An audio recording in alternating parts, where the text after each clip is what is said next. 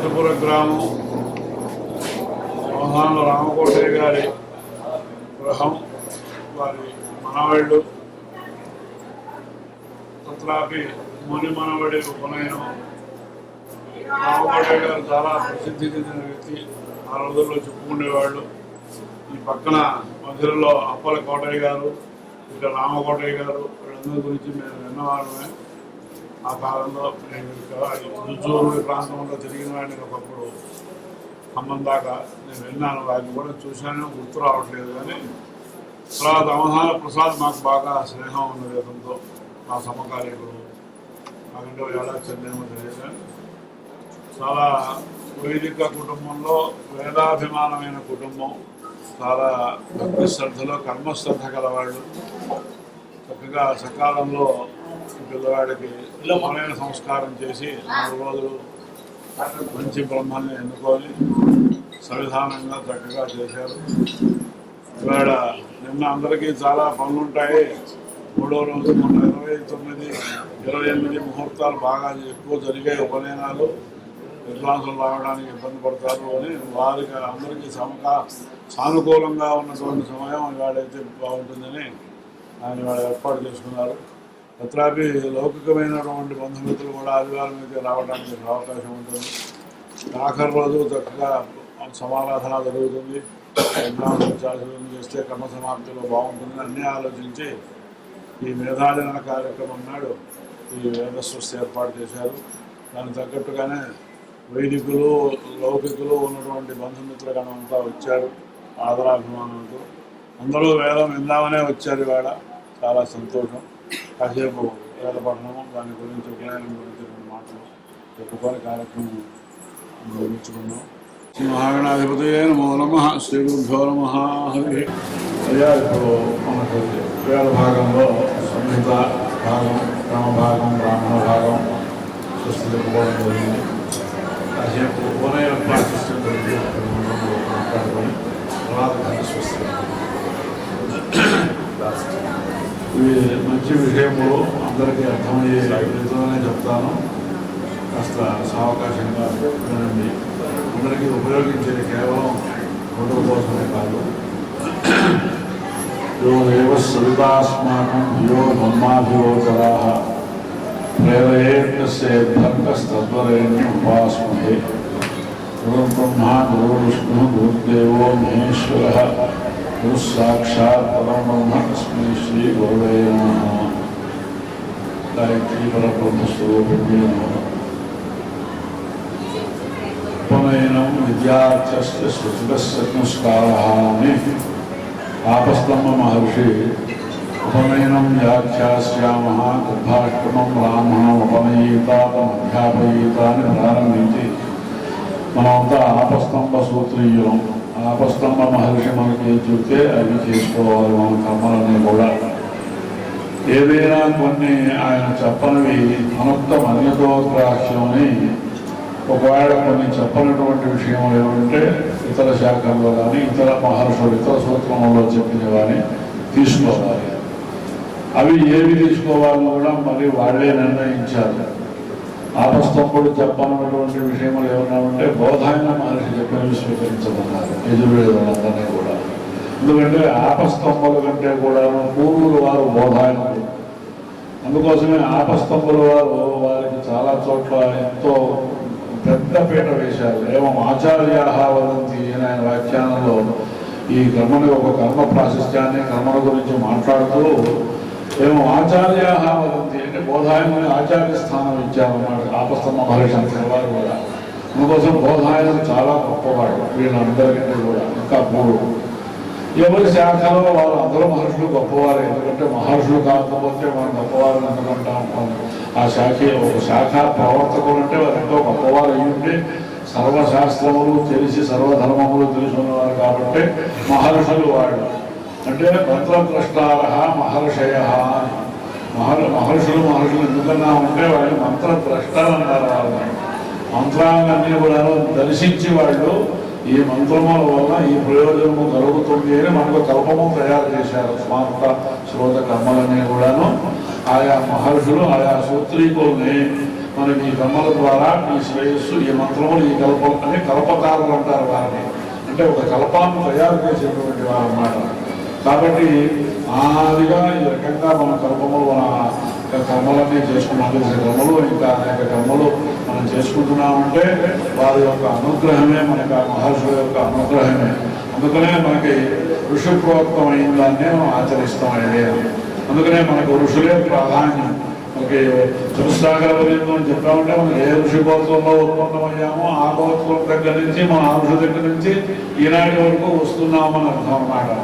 మనకి పూర్వులు ఎవరంటే మహర్షులనే అర్థం. మనమంతా అందుకనే అగ్నే మహాబ్రహ్మశి బ్రాహ్మణ భారత అంటాడు. బ్రాహ్మణుడు అంటే ఎవరో కాదయా, భరతపుత్రులు అంటే భరత వంశం దగ్గర నుంచి వస్తున్నటువంటి మహనీయులు వీరు.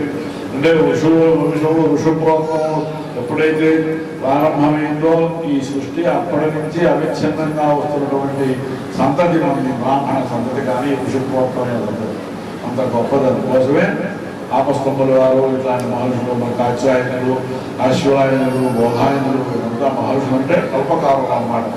అంటే దాన్ని తయారు చేసి మనకు సిద్ధంగా పెడితే వారి మార్గంలో మనం నడుచుకుంటే మనకు సకల శ్రేయస్సులు కలుగుతాయి అని వారు మనకి ఏర్పాటు చేసినటువంటి దాంట్లో ఉపనయనం ప్రస్తావన చేస్తూ ఆయన ఆపస్తంభ మహర్షి ఉపనయనం విద్యార్థస్య శృతితస్య సంస్కార అని చెప్పారు. విద్యార్థస్య అంటే విద్యయే పరమ ప్రయోజనం కొరకై. విద్య అంటే ఏమిటి? లౌకిక విద్యకు విద్యలను చెప్పనవసరం లేదు, ఆయన వచ్చి చెప్పనవసరం లేదు. విద్య అంటే వేద విద్యయే విద్య. విద్య అంటే ఏదైతే మనకు అన్ని తెలియని విషయములు తెలియబరుస్తుందో అది విద్య అన్నారు. అదే వేదం. వేదైతి వేద అంటే మనకు అలౌకికమైనటువంటి విషయములు తెలియబరిచేటువంటిది ఏదైతే గ్రంథములు శబ్దరాశి ఉన్నదో దాన్ని వేదములు. విద్యే వేద విద్యయో విద్య. ఇంకా పైకి వెళ్ళిన తర్వాత మహర్షులు అధ్యాత్మ విద్యామని పైకి వెళ్ళారు. ఈ వేద విద్యలో అంతా కూడా ఉత్తీర్ణుడై ఇదంతా పొందిన తర్వాత ఈ కర్మానుష్ఠానంలో నిత్యశుద్ధి కలిగిన తర్వాత అక్షరాల గురించి మాట్లాడుతున్నాయి అని అక్కడికి వెళ్ళింది ఈ ప్రారంభించినటువంటి ఉపనయన నమస్కారం. అక్కడ దాకా అంటే స్థితి బ్రహ్మావగతి పొందేదాకా ఉపనయన నమస్కారం పెడుతుందన్నమాట. ఉపనయన నమస్కారం ఎందుకు పొందుతున్నామంటే బ్రహ్మ అధ్యయనం చేయడానికి, తద్వారా కర్మానుష్ఠానం చేయడానికి, తద్వారా బ్రహ్మావగతిని పొందడానికి, బ్రహ్మజ్ఞానాన్ని పొందడానికి అని ఇంత ఇక్కడి నుంచి మొదలు పెడితే అక్కడ దాకా ఉన్నది ఈ యొక్క గొప్పతనం ఉపనయనం అంటే. ఇది లేకపోతే ఏ సంస్కారము పొందడానికి అవకాశం లేదు.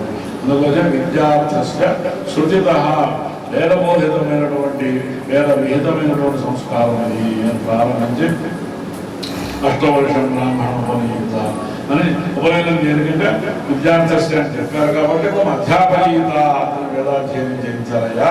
వేదాధ్యయనం కోసమే ఉపనయనము అని నిర్ణయించారన్నమాట. ఉపనయనం అనేది వేదాధ్యయనం కొరకే అని. ఇంకో ప్రయోజనం ఏమి దీనికి ఆశించకూడదయా, తర్వాత తద్వారా అన్ని ప్రయోజనాలు కలుగుతాయి వీరికి అని ప్రారంభించి ఉపనయనం గొప్పతనాన్ని చెప్పారు ఆపస్తంభ మహర్షులు. ఆ ప్రకారంగా దీంట్లో ఎందుకంటే ఉపనయనంలోనే అన్ని అతను కోరుకుంటున్నాడు. సుప్రజాయ దక్షిణే కన్నే గమతి అని ఆ బ్రహ్మోపదేశం చేసేటప్పుడు ఆ మంత్రమే దాంట్లో బ్రహ్మోపదేశం చేస్తారు. చేసేటప్పుడు సుప్రజాయ దక్షిణే కన్నే అప్పుడే వాడండి సుప్రజా భోజా సువీరో వీరి పోషి అనే మంత్రంతో బ్రహ్మోపదేశం చేస్తుంటే ఏమిటి అప్పుడే ప్రజయా భోజా నీకు మంచి సంతానము మంచి ఇది కలగాలి, అప్పుడు ఉపనయనం చేస్తుంటే సంతానం కలగడం అని ఆశ్చర్యం కలుగుతూ ఉంటుంది మామూలుగా మంత్రార్థం చూస్తే. కానీ అక్కడ అట్లా మనం అనుకునేటువంటి అంత ఎంతో దూరదృష్టితో వేదాధ్యయనం చేయాలి అని చెప్పి చెబుతూ అదే మంత్రం మళ్ళీ అగ్నికార్యంలో ప్రారంభించి పరిత్వేది పరివృజతి అని చెప్పి పరిత్వాగ్నే పరివృజామి ఆయుషా చధనేన చ ప్రజా భూజాసం. ఇక్కడేమో ఉపనయనంలో భూజా అని మధ్యమ పురుషులో అతను ఆచార్యుడు పిల్లవాడి జోలో చూస్తున్నాడు. ఇక్కడేమో అతనే నేను చేస్తున్నాను ఉత్తమ పురుషులో ప్రజా భూజాసం సువీరో వీరైశ్వర్చా సుపోషై సుగృహో వై సుపతి పత్యాసు మేధా మేధయా బ్రహ్మచారి ఇది పరిముజ్య అని అగ్నిహోత్రానికి చుట్టూతా మొత్తం పరిత అలంకరణం అంటే పరిమార్జన శుద్ధి చేయడం, శోధన చేయడం. పరిత శోధయే, పరిమార్జనం అంటే అక్కడ అగ్నిహోత్రానికి శుభ్రంగా ఏమీ లేకుండా, అక్షతులు పూర్వం వేసినటువంటివి ఏమీ లేకుండా శుభ్రంగా సమార్జన చేయడం అన్నమాట. ఆ మంత్రంలో ఏం కోరుకున్నాడంటే, ఏ అగ్నే త్వాం పరిమర్జామి, ఆయన అగ్నిహోత్రుడా నిన్ను చుట్టూ శుభ్రంగా శుభ్రమ చేస్తున్నాను నీ కొరకై, నీకు ఆహుతులు ఇవ్వబోతున్నాను. ఇంకా నేను సంవిధానాన్ని చేయబోతున్నాను, సంకల్పం చేశాను. సంవిధానాత్మక రిష్యే సాయం సంవిధానం రిష్యే అని సంకల్పం చేసి పరిమర్జ అంటున్నాము. ఆ చుట్టూతా నేను శోధన చేస్తున్నాను. మనం ఏదైనా ఒక మరి చేసేటప్పుడు చుట్టూతా శుభ్రం చేసుకొని ఆ స్థలం వాడుకుంటాం కదా. ఎక్కడైనా ఏ చేసినా కూడాను పడుకోవాలన్నా బాగు చేసుకుంటాం, భోజనం చేయాలన్నా బాగు చేసుకుంటాం, ఇంకో ఏ వినియోగం చేసుకోవాలన్నా సంస్కారం చేయకుండా ఇది చేయం కదా. అందుకోసం అశుద్ధి చేయడం అన్నమాట. ఇదంతా కూడా ఆ స్థలం చుట్టూతా ఆయనకి శుభ్రంగా చేయడం సేవ అన్నమాట, పరిమార్జనం. పరిమర్జామి 2 సార్లు, 2 సార్లు అంటే ఆడవారి చేతితో ఏదో తోచినట్టుగా నాకు ఏదో చూస్తూ చేయడం. చాలా శుభ్రంగా నేను ఎందుకు ఆదరాభిమానంతో నేను చేస్తున్నానయా, శ్రద్ధతో చేస్తున్నానయా అని 2 పరి అనేటువంటి ఉపసంఖ్యలు వేశాడు. పరిమర్జామి అని అంత గొప్ప తాత్పర్యం. ఆయన కోసమా కాదు, నా కోసమే చేస్తున్నా. ఈ పరిమార్జన నీకు చేస్తూ నా కోసమే నేను చెప్పుకుంటాను. ఎందుకంటే ఆయుషాచ ధనేనచ, ఇది నిమిత్త తృతీయ అంటారు. ఆయుర్దాయముకై ధనము కొరకై, నాకు ఆయుర్దాయం సంపూర్ణమైనటువంటి ఆయుర్దాయాన్ని పొందడానికై, ఆయుర్దాయాన్ని నిమిత్తము చేసుకొని నేను చేస్తున్నాను. ధనము నిమిత్తం. ఇప్పుడు బ్రహ్మచారికి ధనం ఎందుకయ్యా కాదు, రేపు పొద్దున వేదాధ్యయనం చేసి కర్మానుష్ఠానం చేయాలి. ఎంతమందిలో వస్తుంటారు, పోతుంటారు, అభ్యాగతులు, వీరికి కర్మానుష్ఠానం చేయాలి. ధనం లేకపోతే కుదరదు. కాబట్టి నేను ఈ 10 సంవత్సరాలు 12 సంవత్సరాలు బాలసభ్యుల మధ్య నేను చేసి గురుకులంలో అధ్యయనం చేస్తుంటే తర్వాత నాకు ఎట్లా, అందుకోసం ఇదంతా తపస్సు చేతనే సంపాదించుకోవాలి. కాబట్టి నేను ఇప్పటి నుంచి రోజు నీకు అగ్నికార్యం చేస్తూ నా భావి జీవితంలో నాకు ఏమీ లోటు లేకుండా ఉండడం కోసం నేను అన్ని కోరుకున్నానయా నేను అని ఇక్కడ తాత్పర్యం. అక్కడ అందుకోసం అప్పుడే నాకు డబ్బు కావాలని కాదు, భావి జీవితంలో అది లేకుండా కుదరదు. కాబట్టి గృహస్థాశ్రమం దానికోసం ఆ గృహస్థాశ్రమంలో ఇది లేకపోతే కుదరదు. కాబట్టి ఆయుర్దాయము, మొట్టమొదటి ఆయుర్దాయము. ఎందుకంటే సతిగుగ్గే చిత్రలేఖనం అని ఒక సామెత, ఒక చెప్తారు. గోడ ఉంటే ఆ గోడ మీద ఎన్ని చిత్రలు బొమ్మలు వేసినా వేయవచ్చు. ఒక బొమ్మ జరగవచ్చు, ఒక బొమ్మ తీసేయవచ్చు, మళ్ళీ చేయవచ్చు, మళ్ళీ మనకు కావాల్సిన విధానంగా వేసుకోవచ్చు. అందులో ఆయుర్దాయం అనేది వ్యక్తి స్థానం, గోడ స్థానం. అది ఉంటే అన్ని నేనైనా సంపాదించవచ్చు, పుణ్యం సంపాదించవచ్చు, ధనం సంపాదించవచ్చు, ఏదైనా యశస్సు సంపాదించవచ్చు. అందుకోసం మొట్టమొదట ఆయుష అనేటువంటి పదం మొట్టమొదటి వేశారు. అగ్నికార్యంలోనే ప్రారంభంలోనే వాళ్ళతో మొట్టమొదటి చేయించేటప్పుడు అగ్నికార్యం ఆయుషాధనే ధామ సుప్రజా ప్రజయా సుప్రజా భోజాసం. నేను మంచి సంతానంతో సుప్రజుడిని, గొప్ప సంతానం కలగాలి. చాలా ఆయన ప్రజలు చాలా మంచి బుద్ధిమంతులయ్యా, ప్రయోజకులయ్యా అని చెప్పుకుంటేటువంటి వారయ్యేటువంటి గృహస్థాశ్రమం అలాంటి సంతానం కలగాలి ఇప్పుడే కోరుకుంటున్నాడు. విజయా సుప్రజా భోజాసం. నేను అలాంటి శోభనమైన సంతానాన్ని పొందేటువంటి వాడిని కావాలి. సువీరో వీరై, ఈ ప్రజా చెప్పడం చేత సువీర వీరై అంటే మంచి పుత్రులతో వదిలిపెట్టలేదు. వీరై పౌత్రైస్తే సువీర భోజాసం. మనవాళ్ళంతా కూడా ప్రయోజకులయ్యి, వాళ్ళందరూ కూడా ఇంట్లో పండితులయ్యి, మంచి ఉద్యోగస్తులయ్యి, మంచి యశస్సు సంపాదించే వాళ్ళైతే ఈయన సువీరుడు అవుతున్నాడు. ఇక్కడ మంచి సంతానంతో సుప్రజాహ అయినాడు, మంచి పౌత్రాలతో సువీర అయినాడు. సువీరో వీరై, సువీరో వర్చస, మంచి వర్చస్సుతో నేను రాజులాలి. నీకు నువ్వు వర్చస్సు కలవాడు కదా.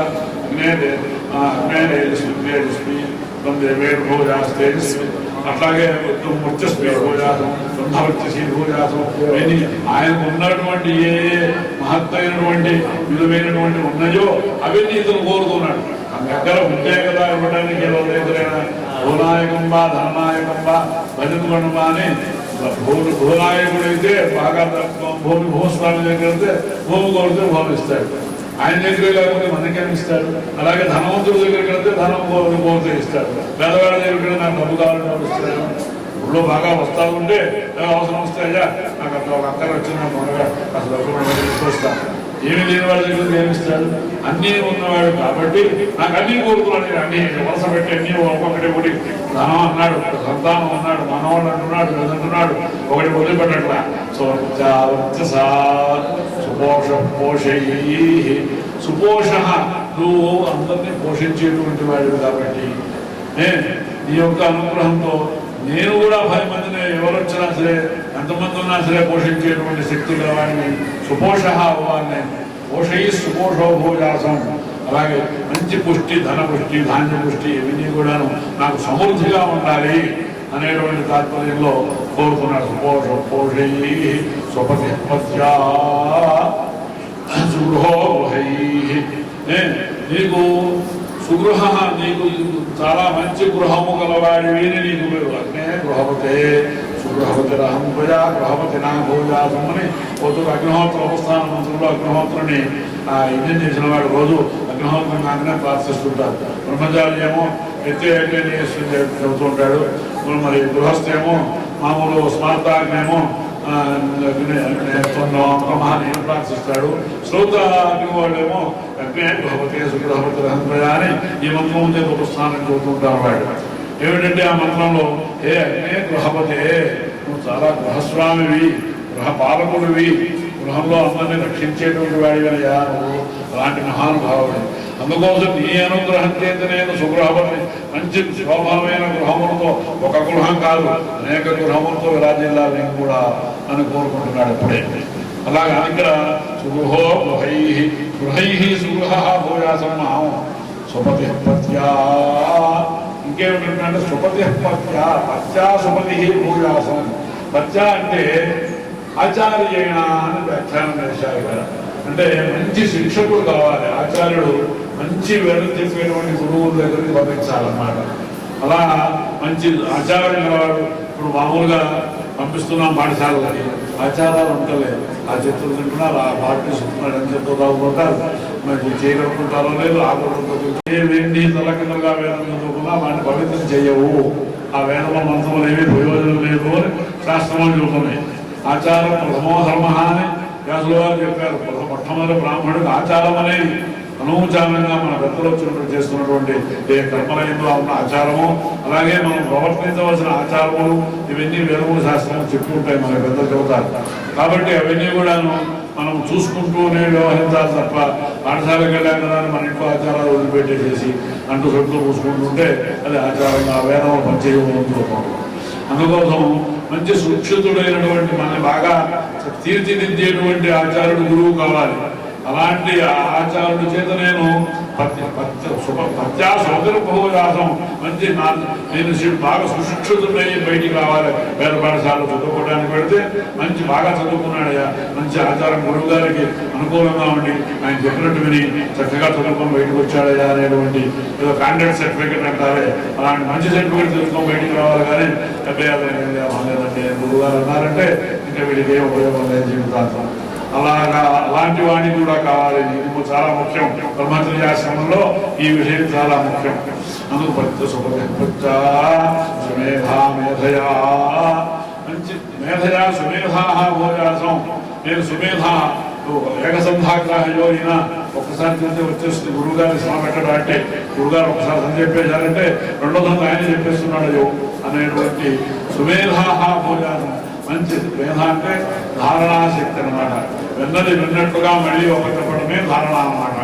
అందుకోసం ఆ శక్తి నాకు బాగా ఉండాలి. ఇది ఒక బ్రహ్మచారికి చాలా అవసరం అన్నమాట.